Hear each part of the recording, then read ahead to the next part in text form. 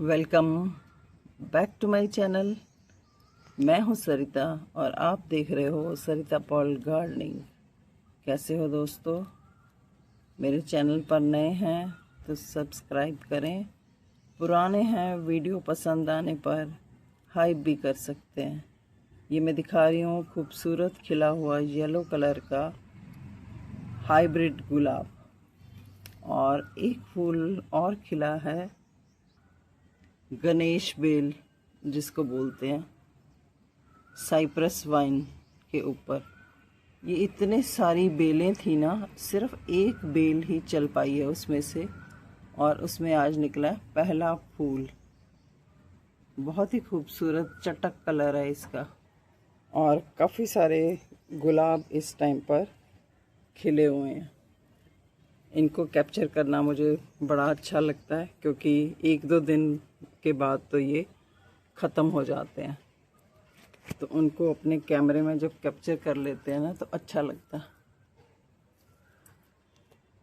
और एक फूल खिला है पर्सलेन का येलो कलर वाला, और ये कुछ फूल खिले हैं स्टार जैस्मिन के, ये देखो। और एक खिला है हाइब्रिड गुड़हल, और एक ही खिला है आज देसी गुड़हल। इसकी लीफ बहुत सुंदर है, ये देखो इस तरह की वेरिएशन है। आती हूँ मैं आज मेन मुद्दे पर। आज मैं कुछ किचन गार्डनिंग के बारे में बात कर रही हूँ। ये देखो कितना अच्छा मेरा चल रहा है कड़ी पत्ता।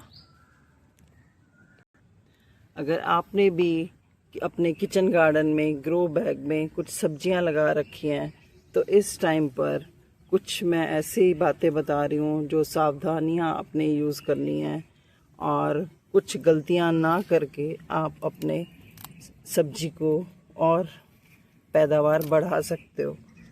तो वो क्या है वो मैं बता रही हूँ आपको। ये देखो इसमें लगी हुई है मेरे बीट रूट।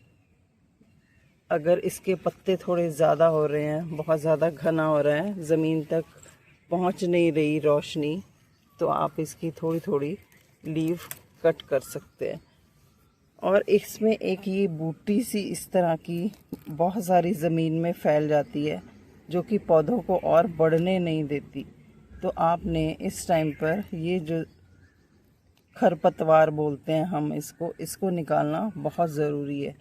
और जहाँ जहाँ ये फैलती है देखो, वहाँ वहाँ फिर और कुछ होता नहीं है, तो इसको इस टाइम पे निकाल देना बहुत ज़रूरी है।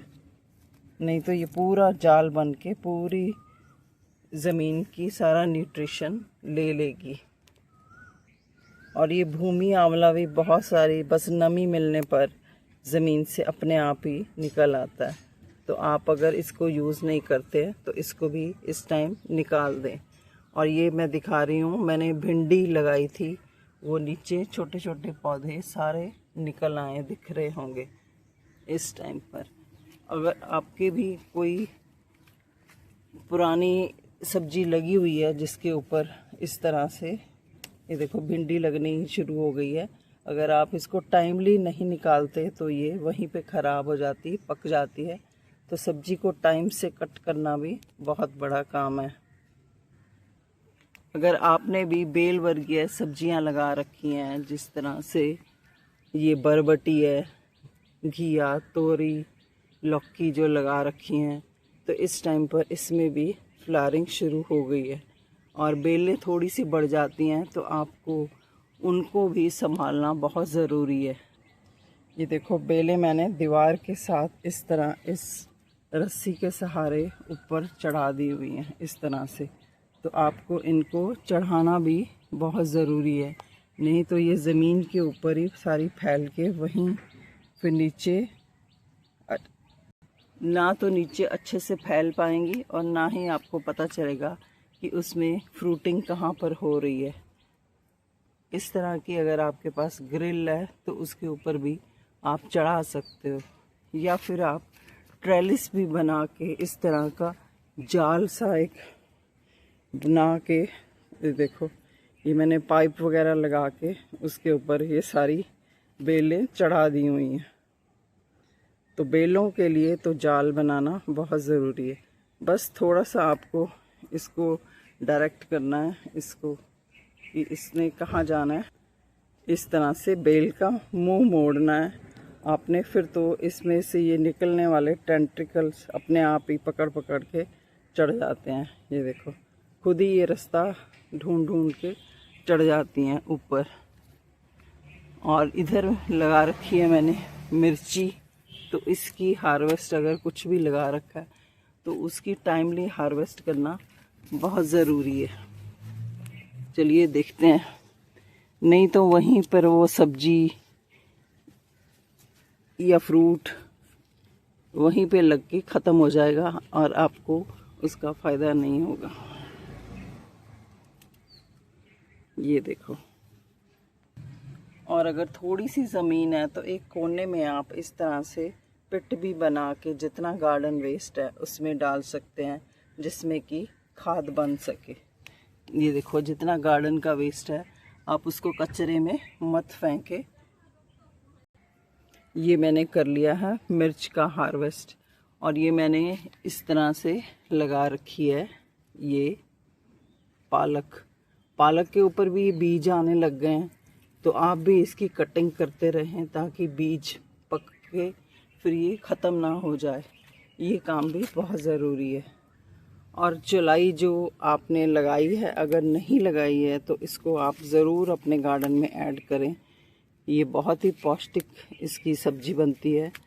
और हरी सब्ज़ी खाना तो आपको पता है कितना गुणों से भरपूर है। लाल भाजी, हरी भाजी ये बहुत ही गुणकारी है, तो इसको अपने गार्डन में ज़रूर ऐड करें। ये मैंने सारी कटिंग कर ली है। और यहाँ पर खूब सारा नीचे लगा हुआ था खरपतवार, वो आज सारा निकाल के गुड़ाई करी है। तो नीचे कुछ धनिया भी लगाया था, वो भी आपको दिख रहा होगा। इस तरह से क्यारियों में गुड़ाई करना बहुत ज़रूरी है। और पानी देने का टाइम इसमें या बहुत अर्ली मॉर्निंग आप करें या फिर आप इसमें शाम को पानी दें, ताकि वो सारी रात इसमें पानी रहे। ये खूब सारे फूल आ रहे हैं, देखो इसके ऊपर, मिर्चों के ऊपर। और अगर क्यारियां हैं आपकी तो फिर वो आप इसमें बीच में इस तरह सा रास्ता बनाते रहे, ताकि एक क्यारी में अगर आप वाटरिंग करें तो वो सारी क्यारियों में चला जाए। ये देखो, खूब सारे यहाँ पर अभी बैंगन के प्लांट्स जो लगाए थे वो अब अच्छे चल पड़े हैं। तो इनके आसपास जितना खरपतवार था वो सारा निकाल दिया। और ये है मेरी आज की हार्वेस्ट। खूब सारी चौलाई तोड़ी है मैंने, इतनी सी भिंडी मिली है मुझे। और ये वाली अचारी मिर्च बहुत सारी यहाँ पे मिल गई है मुझे। ये देखो,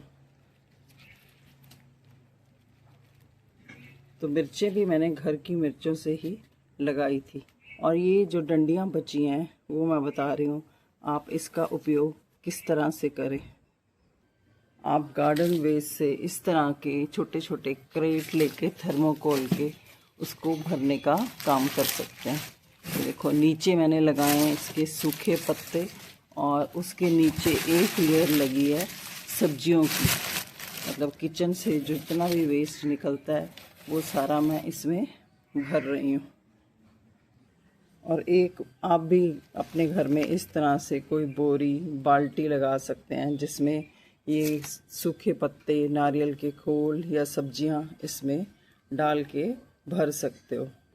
जब आप किचन वेस्ट डाल के अपने ग्रो बैग वगैरह भरते हो तो उसमें अपने आप ही बहुत सारे प्लांट्स सब्जियों के निकल आते हैं। ये देखो, टमाटर इसी तरह से निकल आए हैं, और इसमें ये भी टमाटर है।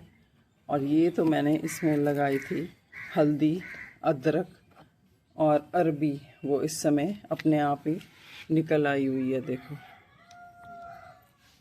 और नीचे आप किचन वेस्ट, ज़्यादा मिट्टी डालने की भी ज़रूरत नहीं, किचन वेस्ट से घर के निकलने वाले पत्तों से आप इसको भर सकते हो।